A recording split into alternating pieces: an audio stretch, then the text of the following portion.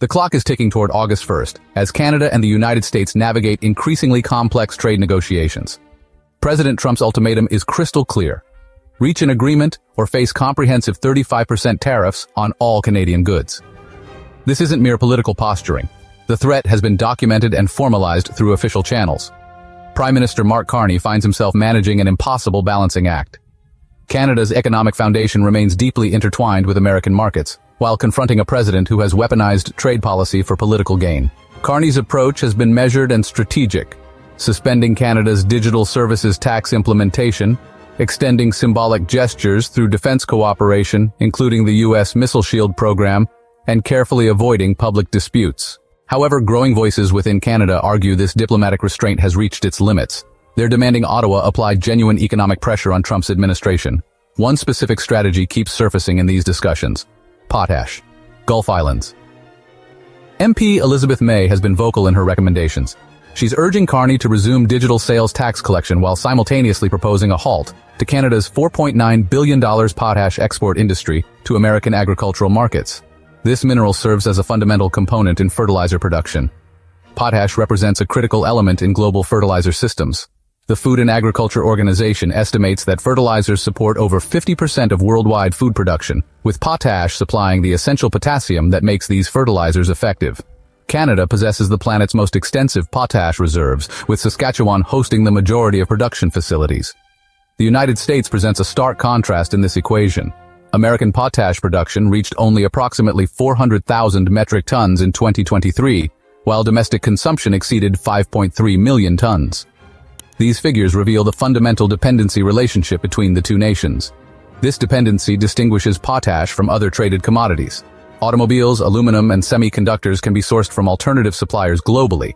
However, with Russia and Belarus, the other major global potash producers, facing sanctions or political instability, Canada has become virtually the sole reliable source available. Any supply disruption would immediately drive fertilizer costs upward, subsequently increasing food prices throughout North America. This reality has prompted Canadian political leaders to consider potash as more than just another export commodity. They view it as a strategic negotiating asset. One proposal involves completely suspending the $4.9 billion potash export flow to the United States. Another suggestion includes establishing a national strategic reserve funded through public investment bonds, a concept that Canada's Parliamentary Budget Office analyzed during the 2025 federal election campaign. The underlying reasoning is straightforward.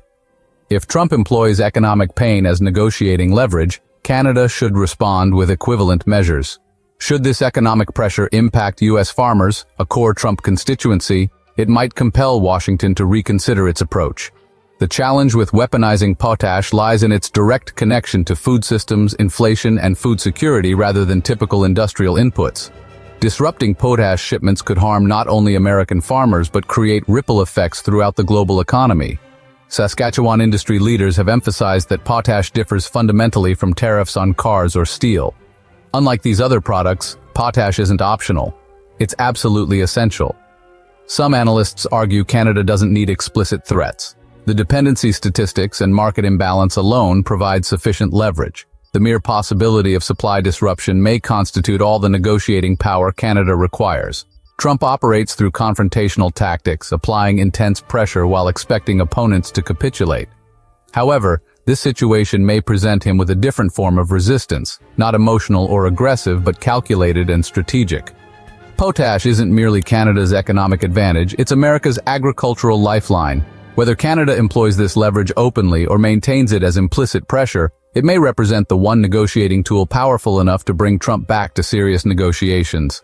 Canadian Prime Minister Mark Carney has indicated that a new oil pipeline proposal in Canada appears highly probable. The fundamental reality is that a new East-West Coast pipeline benefits Canadians while improving global market access through increased supply availability. Simultaneously, Canadian liquefied natural gas is reaching overseas markets for the first time. As President Trump intensifies tariff pressure against Canada, Ottawa is responding not through rhetoric or defensive countermeasures, but with strategic infrastructure development. For the first time, Canadian liquefied natural gas is being transported directly to Asian markets, completely bypassing United States distribution networks. Concurrently, a new transcontinental pipeline is receiving accelerated approval. This isn't retaliation, It's leverage deployment that could fundamentally alter North American energy and trade dynamics. In early July, Prime Minister Mark Carney confirmed long-suspected plans. Canada is advancing a proposed pipeline connecting Alberta's oil production regions to Pacific Coast terminals. This east-west pipeline would enable Canadian oil to completely bypass American refinery systems, a strategic transformation occurring precisely as U.S. tariff policies intensify. Former U.S. Energy Secretary Dan Brouillette characterizes Canada's initiative as extending beyond economics into political strategy. With American refiners purchasing the majority of Canada's oil output, the country has historically been constrained by limited market access. This pipeline infrastructure could fundamentally change that dynamic. Oil isn't the exclusive focus of this strategic shift. In British Columbia, LNG Canada has successfully shipped its inaugural liquefied natural gas cargo to North Asian markets. This $40 billion project represents the largest private investment in Canadian history, with current capacity for 14 million tons annually and potential for doubling that output. Canada is no longer functioning solely as a United States energy supplier. It's establishing itself as a global market participant. This development addresses two fundamental priorities for the current government. First, trade diversification, which has become the central response strategy to Trump's tariff policies. Second, it advances Canada's objective of becoming an energy superpower. This timing is particularly significant because nearly 97% of Canada's oil and gas exports currently flow to U.S. markets. This concentration has created long-standing vulnerability, resulting in lower prices, reduced production levels, and no access to growing overseas demand. LNG is beginning to shift this equation. Asia currently represents over 70% of global LNG demand. Countries including Japan, South Korea, and China are actively seeking to reduce coal dependency and require reliable natural gas supplies. Canada's Pacific coastline provides a crucial competitive advantage. Tankers departing from British Columbia reach Asian markets in half the time required from U.S. Gulf Coast facilities. This geographic advantage means Canada can compete effectively and win market share. If this trend continues, Canada could substantially reduce its dependence on American buyers. In trade negotiations, this shift matters significantly because it alters the fundamental power balance. Should Trump persist with tariff pressure tactics, Canada now possesses a genuine alternative redirecting supply away from U.S. markets. This isn't theoretical anymore, but represents actual infrastructure capacity in operation. The North Asia market development occurs as Canada actively seeks to diversify trading relationships beyond the United States. The United States may be the world's leading oil producer with record output of 13.4 million barrels per day in July 2025, according to Energy Information Administration data. However, production represents only one component of the energy equation. Distribution infrastructure is equally critical. America continues facing significant challenges in building pipeline capacity necessary to transport that oil production. The country also depends heavily on stable Canadian imports to balance refining requirements, particularly in Midwest and Northeast regions. If Canada reduces or redirects supply, U.S. refiners would confront higher operational costs. American consumers would experience increased fuel prices. Industries dependent on energy, including electric vehicles, heavy manufacturing, and construction, would feel additional pressure. Canada's new LNG distribution routes, if fully developed, could also undermine future U.S. export ambitions. While the Trump administration promotes its Alaska LNG project, that initiative remains years behind schedule. By the time American gas reaches Asian markets, Canadian cargo may have already established market presence. Trump's tariff strategy was designed to corner Canada, but it may have inadvertently pushed the country toward genuine independence. Pipelines and LNG terminals don't respond to social media posts. They reshape long-term negotiating leverage. This time, Canada is constructing the infrastructure rather than merely offering rhetoric. As natural gas flows westward and oil bypasses traditional routes, the question isn't whether Trump will escalate further. It's whether the United States is prepared for a trade conflict where energy becomes the primary counterstrike. Canada's new government has announced several initiatives. First, implementing measures to stabilize the domestic steel market and prevent harmful trade diversion. When President Trump raised Canadian steel tariffs to 50% in early June, the impact was immediate and devastating. Within days, exports collapsed, employment was reduced, and one of Canada's most integrated cross-border industries found itself severed from its primary customer. This week, Prime Minister Mark Carney responded not with threats or retaliation, but with calculated structural transformation designed not merely to react, but to rebuild fundamentally. U.S. trade actions are further transforming global steel market dynamics and supply chains. Canada will be among the countries most significantly impacted by these developments. The strategy begins with a clear declaration. Canada will no longer maintain the world's most open steel market. For decades, nearly two-thirds of Canada's steel consumption came from imports, while over 90% of steel exports flowed south to the United States. This equation is being completely rewritten.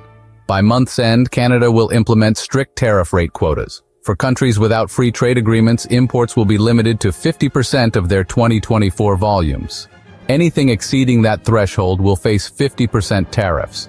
For FTA partners, the cap is 100%, with the same 50% penalty beyond the limit. A second, more targeted measure specifically addresses Chinese-origin steel. Any product containing steel melted and poured in China, regardless of finishing location, will face additional tariffs.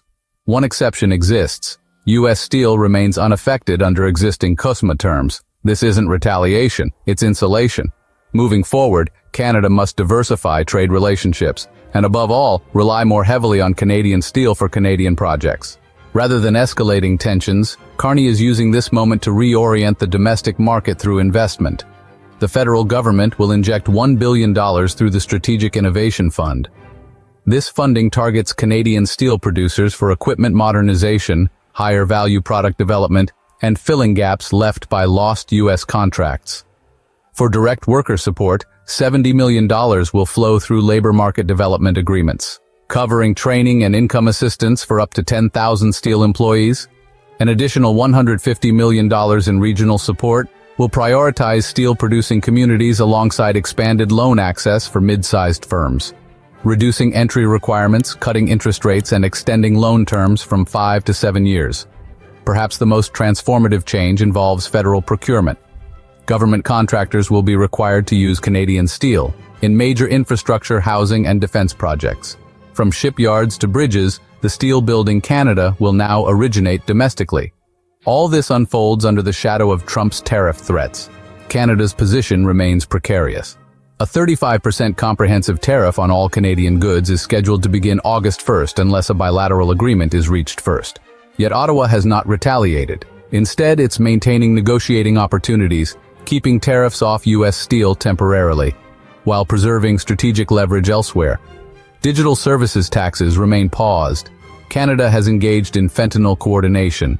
Every action forms part of a broader strategy to remain at the negotiating table without appearing weak. Though the Prime Minister has acknowledged that no country has secured a tariff-free deal with the U.S. under this administration, his approach suggests adaptation. The focus now isn't removing tariffs entirely, but shaping where and how they apply. The likely target is a reduced selective rate of 8% to 10% instead of 35% with exemptions for essential sectors like automotive, energy, and metals. Canada will continue conducting business with the U.S. through the remainder of the year. But it will also develop relationships with new partners or deepen existing commercial relationships that haven't reached the depth of the U.S. connection, including Europe and key Asian countries. Canada isn't merely responding to crisis. It's establishing foundations for a more self-reliant economy where steel isn't just exported but embedded in national development. This shift won't restore every job or reverse every lost shipment, but it provides breathing room and a forward pathway. Whether or not an agreement is reached by August 1st, Canada has already begun decoupling its industrial future from Trump's unpredictability and placing it firmly under Canadian control.